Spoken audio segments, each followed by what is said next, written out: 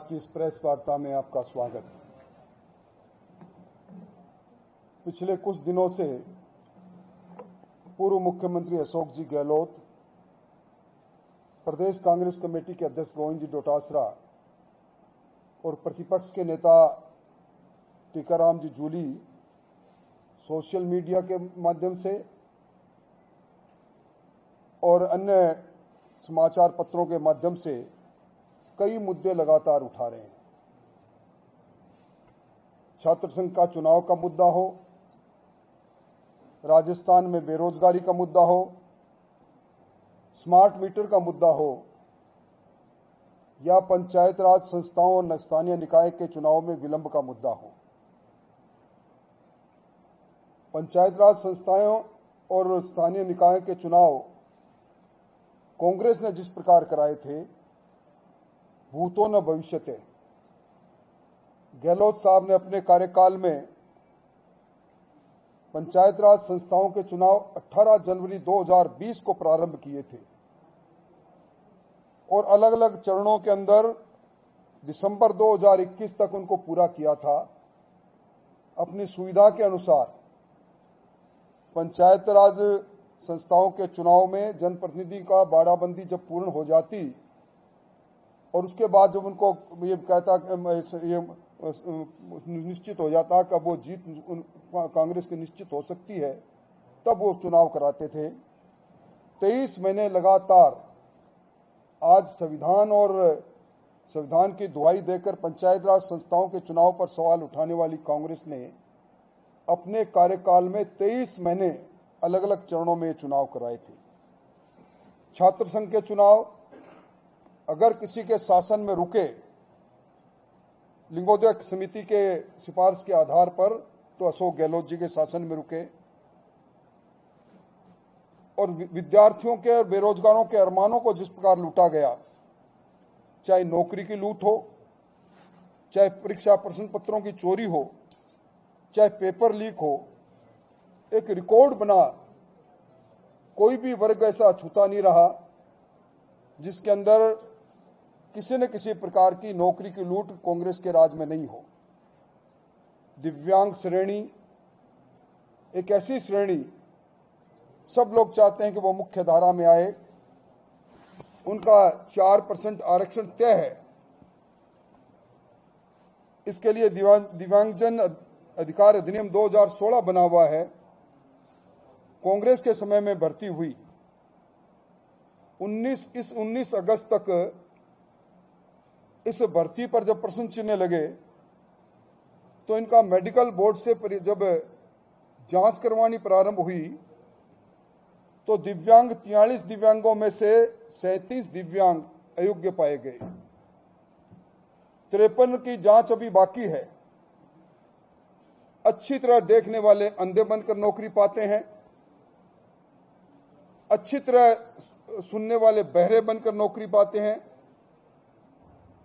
मूक बधिर बनकर धरा प्रवाह बोलने वाले नौकरी पाते हैं। और हद तो तब हो गई जब मूक बधिर की नौकरी पर गहलोत साहब के खुद के कार्यालय में उन्हीं के जिले के एक व्यक्ति नियुक्त होते हैं।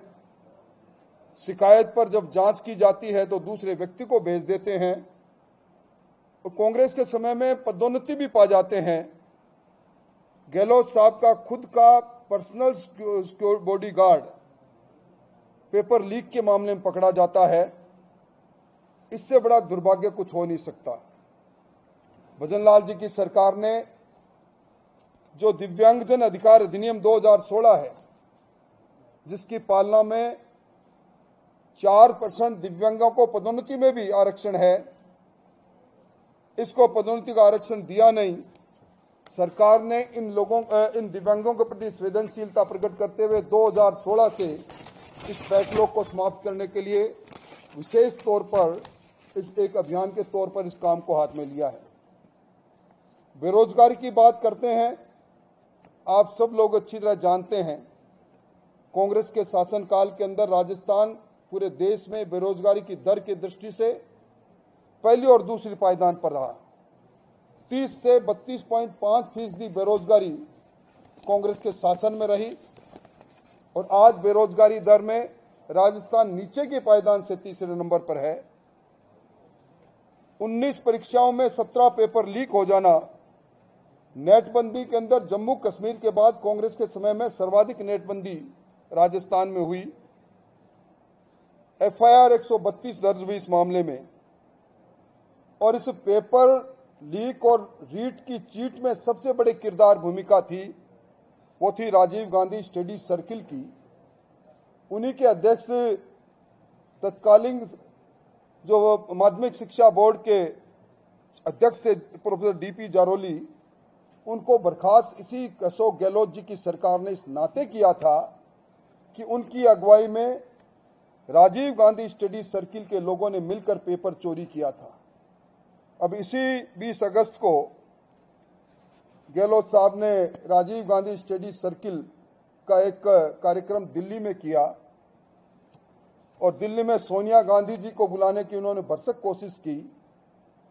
ये इतर बात है कि वो नहीं आई, पर तार कहां से कहां तक जुड़े हुए थे ये इस बात से सिद्ध होता है।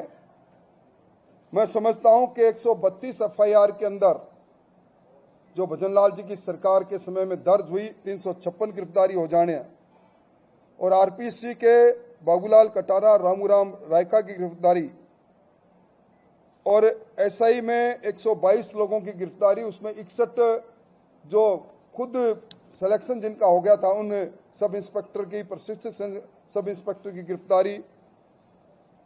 6 याचिकाएं हाईकोर्ट के अंदर सेकंड ग्रेड टीचर के उस मामले जब एसआईटी जांच कर रही थी तो दर्ज हुई, सारी याचिकाएं खारिज हुई। आज भी 3970 परिवार एसआईटी जो गठित हुई है एसओजी की उसके पास लंबित है। 2 यूनिवर्सिटी में जो जिन्होंने एक तरह से फर्जी डिग्री बांटने का कारोबार कर रखा था उसमें रजिस्ट्रार सहित 15 लोगों की गिरफ्तारी और ओपीएस यूनिवर्सिटी को भविष्य में प्रवेश लेने पर प्रतिबंध। इसको कहते हैं पारदर्शिता तरीके से परीक्षाओं का आयोजन करा के हक का, नौजवान का हक सुरक्षित रखना।